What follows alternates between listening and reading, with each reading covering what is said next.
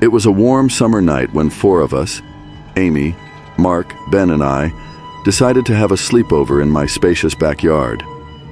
The moonlight cast eerie shadows, and the rustling leaves in the gentle breeze gave an air of anticipation. We set up our sleeping bags in a circle, ready for a night of laughter and adventure. As the hours passed, we shared ghost stories and devoured marshmallows over the crackling fire.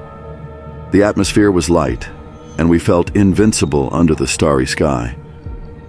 But as the night grew darker, an unsettling chill filled the air. I couldn't shake the feeling that we were being watched. Just as I was about to dismiss my unease as mere imagination, a low guttural growl emerged from the shadows behind the trees. The four of us froze, our eyes locking on the source of the sound. Emerging from the darkness was a tall, hulking figure, its body grotesquely contorted and deformed. Its eyes glowed a malevolent shade of red, and its mangled fingers reached out towards us. Panic overcame us, and we scrambled to our feet, racing towards the house. The creature pursued us, its unholy presence right at our heels. The sound of its heavy, labored breathing echoed in our ears, growing louder with every step. In our rush, we made it inside, slamming the door shut, our hearts pounding in our chests. We huddled together in the living room, trembling with fear. The menacing figure was now outside, scratching at the door, its guttural growls sending shivers down our spines. It seemed relentless, refusing to leave. We called the police, but the dispatcher's voice crackled with panic as she told us there were no officers available at the moment. The night stretched on, the creature's relentless assault on the door driving us to the brink of hysteria. But just when we thought our fate was sealed, dawn broke and the sunlight pierced through the curtains.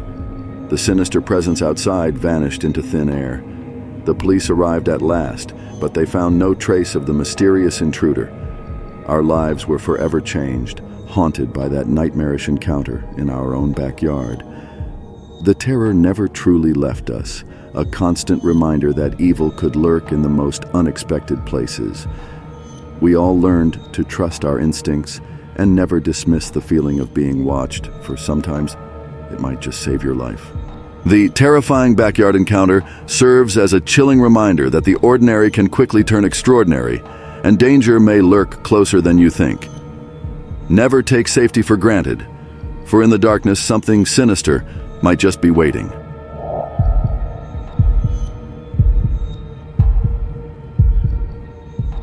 The sun dipped below the horizon as I arrived at the quaint beach condo in St. Pete Beach, Florida, ready for a weekend getaway with my coworker, Sebastian.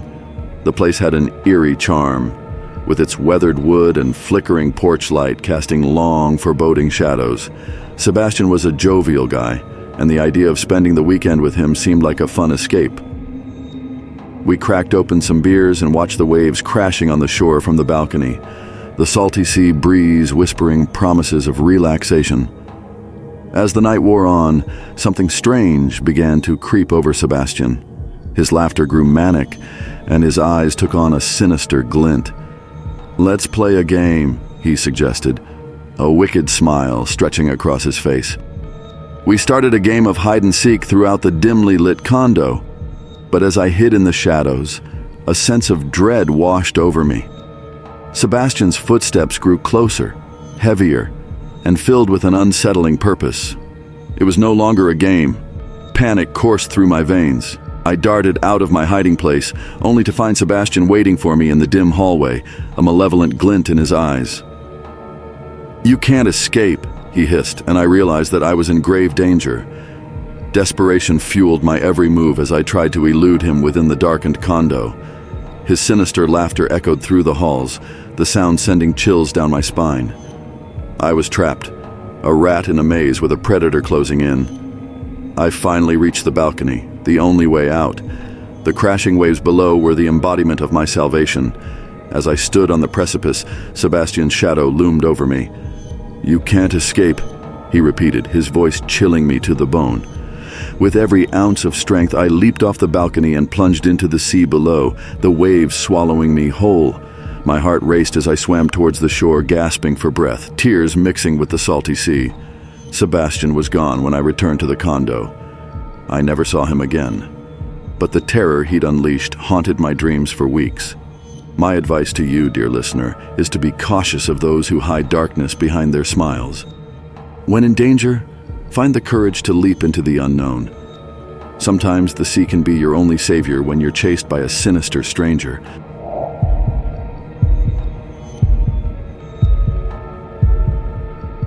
The dimly lit office always gave me the creeps, especially after hours. Rows of empty cubicles, each one a tombstone for the day's work. My name is Tom, and I'm your average office worker, a little too introverted for my own good, but I get the job done. One day, a new colleague, John, joined our team. He was charming, with a smile that could disarm anyone. We quickly became friends, bonding over our shared love for hiking and the outdoors. John invited me for a weekend getaway at his cabin deep in the woods, and I accepted without hesitation. As I drove through the winding forest roads, a strange unease washed over me. The trees whispered secrets, the shadows danced menacingly. John seemed different here, his smile not as reassuring as it had been in the office. That night we sat by the campfire, the flames casting eerie shadows on his face. John's story was unsettling. He claimed to be a survival expert, skilled in tracking animals. But what troubled me most were his tales of people who had mysteriously disappeared in these woods. The way he described the fear in their eyes sent shivers down my spine. The next day we set out for a hike, and I couldn't shake the feeling that something was off. We came across a secluded, dilapidated cabin. John insisted we explore it. Inside, the walls were adorned with unsettling pictures of missing hikers. I felt my heart race as I realized that these were his handiwork. Panicking, I pretended to admire the pictures, concealing my terror. I needed to get away from him, but how? The atmosphere grew more ominous with every step, and the forest seemed to close in around us. As we reached a clearing, John turned to me with that sinister smile. "I never should have brought you here, Tom." My heart pounded like a drum as I bolted into the dense woods, branches scratching my face. I could hear John's crazed laughter echoing through the trees. Panic set in as I realized he was hunting me like one of his prey. I stumbled onto a trail, praying for escape. The sound of footsteps grew closer behind me. Just when I thought I was done for, I heard the distant roar of a car engine. It was a group of hikers, and I ran towards them, gasping for breath. They were my salvation, calling the police and ensuring John was arrested. The lesson here is simple. Never trust anyone too quickly, especially in the wilderness. Some people hide a dark side, and it can be the difference between life and death. This experience will forever haunt me, a reminder that evil can lurk behind even the friendliest of faces.